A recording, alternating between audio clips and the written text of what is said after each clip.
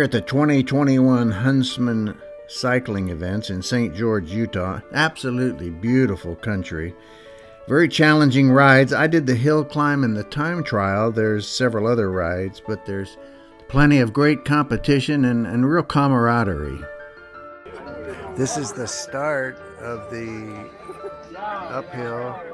Goes up this canyon. It's an incredible amount of people here. Here's the finish line of the I guess it's a time trial mountain climb. It was tough. I think that was Kent right in front of him, but definitely it's anaerobic.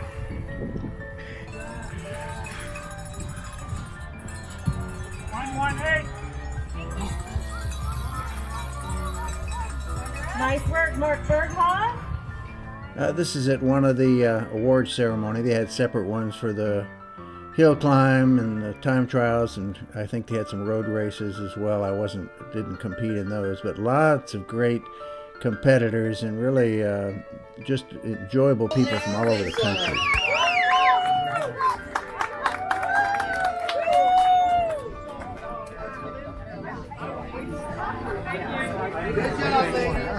Yeah.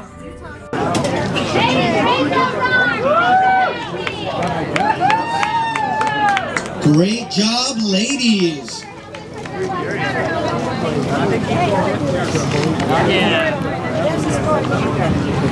And someday we're all going to know.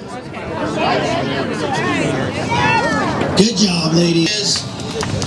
And in third place, Durward Higgins. In second place on the day, Gary Simmons. And the top spot on the podium today for our expert men 75 to 79, Larry Peterson.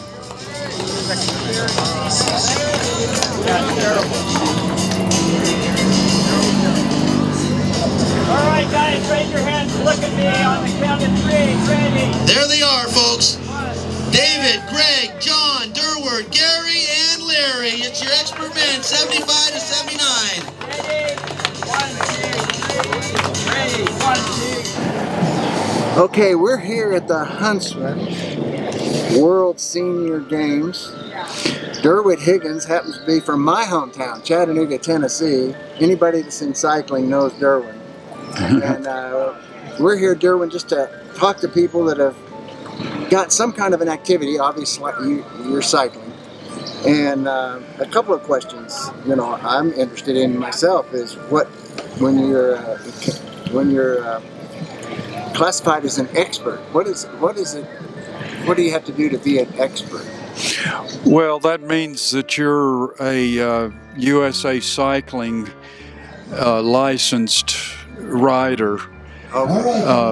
Primarily, I think that's the only criteria that it takes to be considered an expert. Okay. Now, I think there may be others that are not in USA Cycling that are in that category because they won the experienced race in a previous year, and so you're upgraded. Huntsman upgrades you because of that. Oh, okay. Well, we're also here, Durward, just to talk to people. Redefining aging, of course, is about how people can still maintain health and fitness, still be involved in activities as they age. And here, both of us are in this 75, 79 group. Mm-hmm.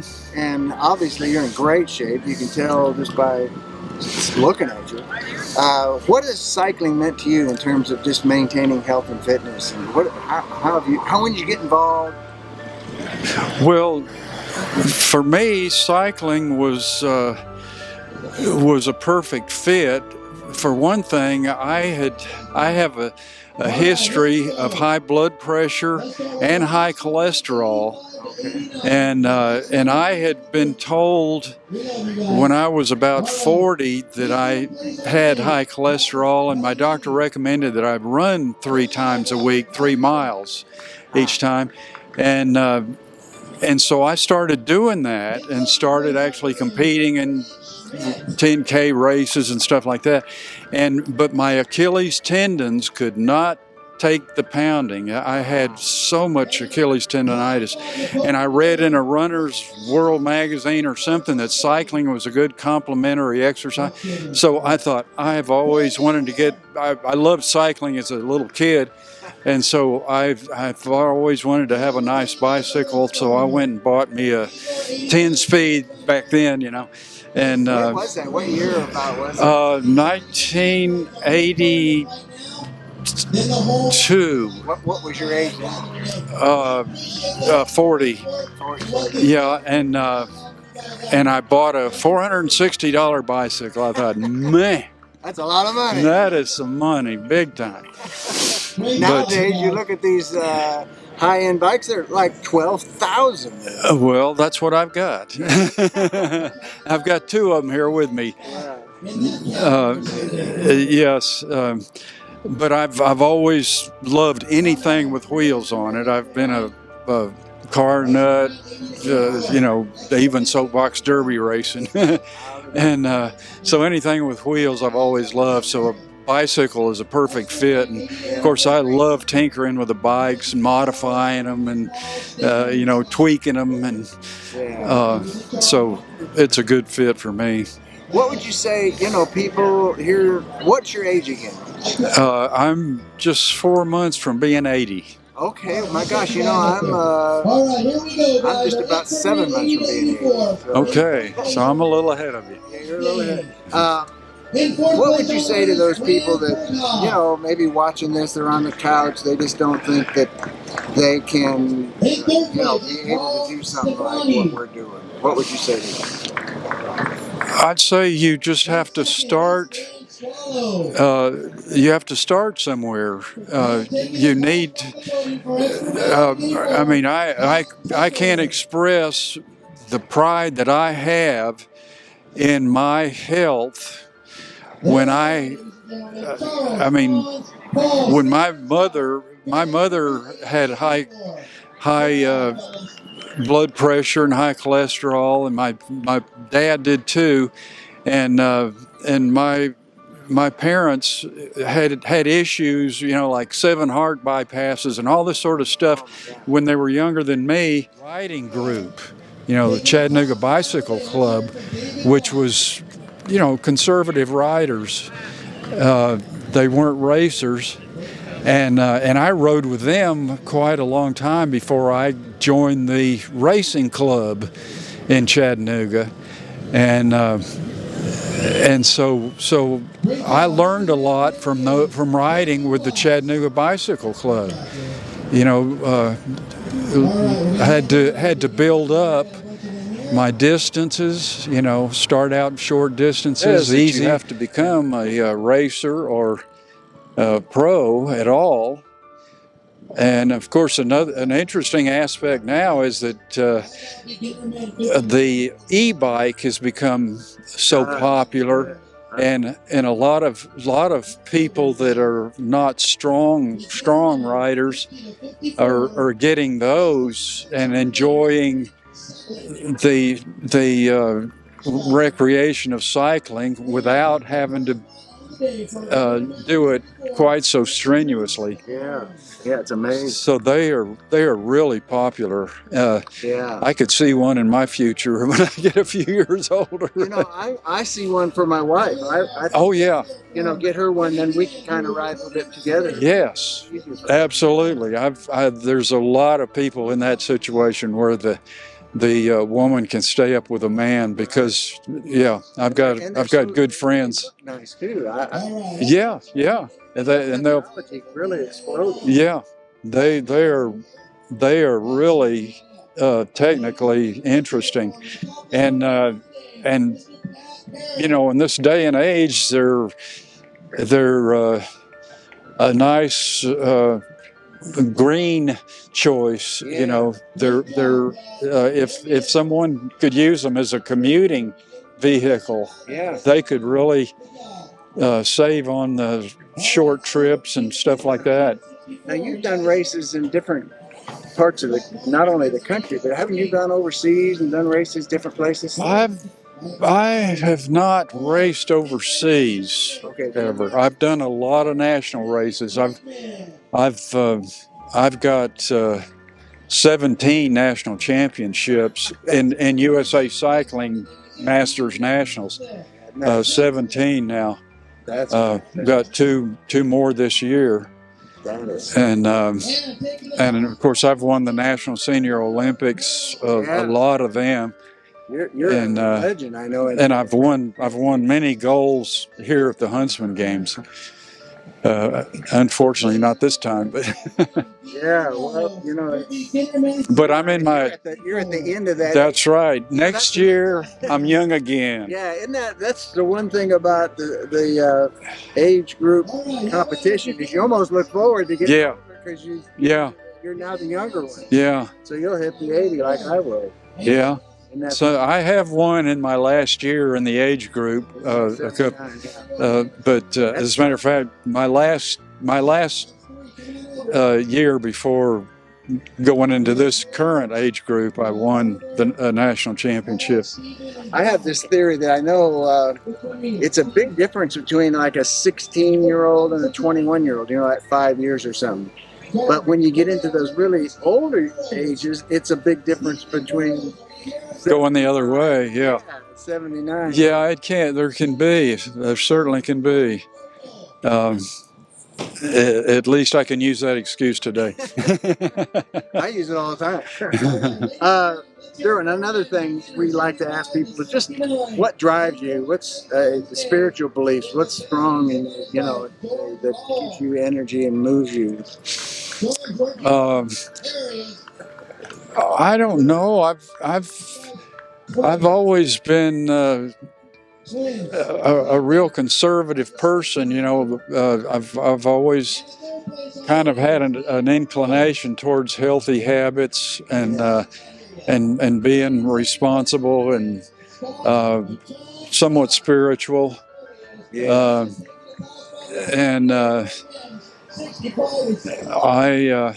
Any church affiliation? Yeah. Well, until the pandemic. I have not been to church once since the pandemic, but I used to, before the pandemic, I never missed a Sunday in church. So, I know my wife and I are just conservative Christians. We enjoy Christian principles. We try and read the Bible together. Yes. Yeah. I'm not that devout, but I like going to church. My wife grew up in the church, and so it's a lot because of her that I go to church every Sunday. But I actually grew up my dad was non-religious, but I actually joined the church during a very painful time going through a divorce. Oh, yeah. After 14 years of marriage to my first wife. Yeah. And it almost killed me, just the breakup and the rejection and the whole thing. And it was going through all that I actually joined the church, and started becoming active in church. But so that's. We're just excited about talking to people and how they have enhanced their quality of life by some activity, and obviously you have. All you have to do is look at you in great shape and competing at a high level. I think I asked you, but what would you say to that person that just feels intimidated or feels scared or feels like, I don't think I could even begin to do something like that? How would you encourage them? Well, I think the first thing maybe would be to to look at things that they might be able to do. Yeah, like maybe cycling just has no appeal to them. They may just be so intimidated because they're afraid of getting run over by a car, and that's understandable. And I could see where a fear like that might keep somebody away from cycling. But of course there's gravel riding and mountain biking and all that, so there are safer ways to cycle. But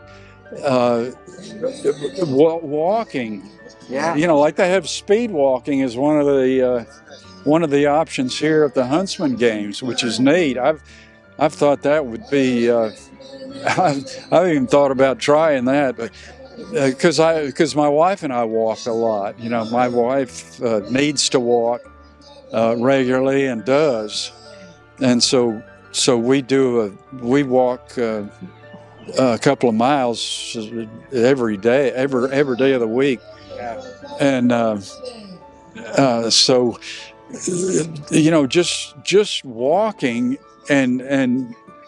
There's well, like in our town of Chattanooga, there are so many neat places to walk.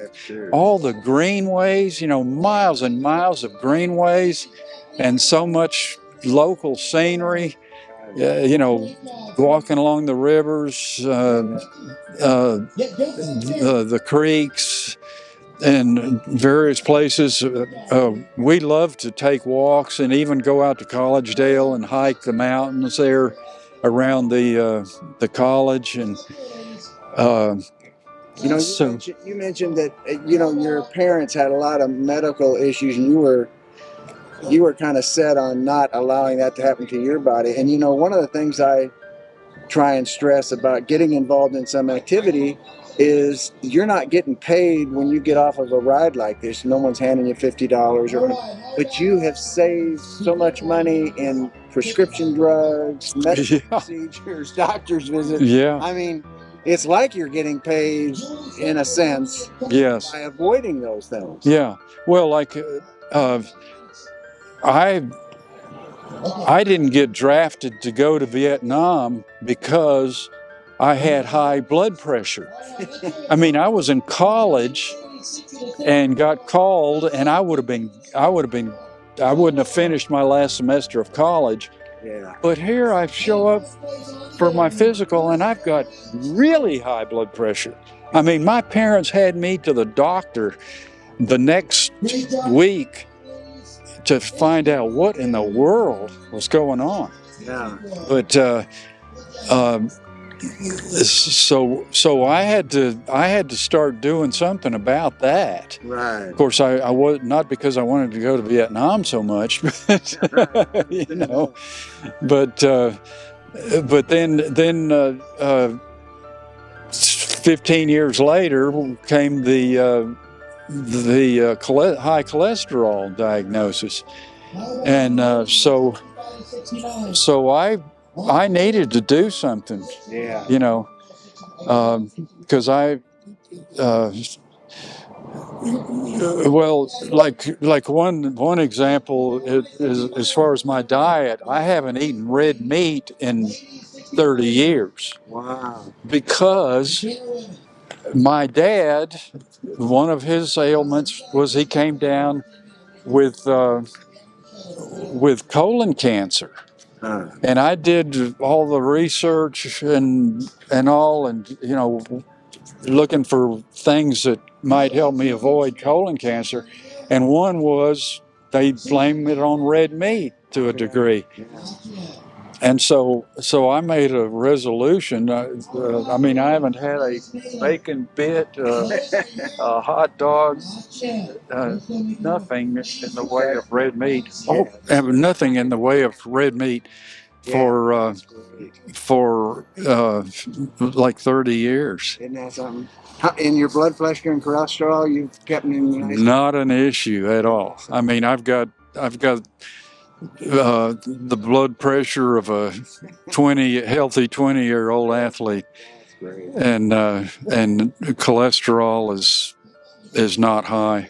Great. Well, I tell you, it's just been a pleasure to talk to you because, of course, I've heard and known about you for so many years from everybody in Chattanooga that is anything in cycling. Your name is always the top. Likewise. So I appreciate it, and we'll look forward to, both turning 80 and Yeah. seeing you out here, in the years to come. Well, thank you. Thank you.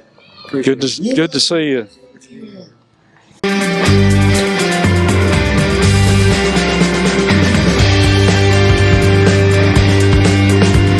We want to thank you for watching RedefiningAging.us. I'm John Disterdick, your host. And our goal for the series is pretty simple. We just want to enhance the quality of people's lives. So if you know of an event that you think would be one for good for us to cover, please fill out the form on our website, and not only the event and what it is, where it is, when it is, and if there's a person you know that you think would be a good person for us to do a testimony on in some event, please let us know. And if you want a fuller description of my testimony, you can either go to johndisterdick.com and look under ministry, or you can go here at redefiningaging.us. We appreciate your viewership. God bless, and hope to see you on more shows.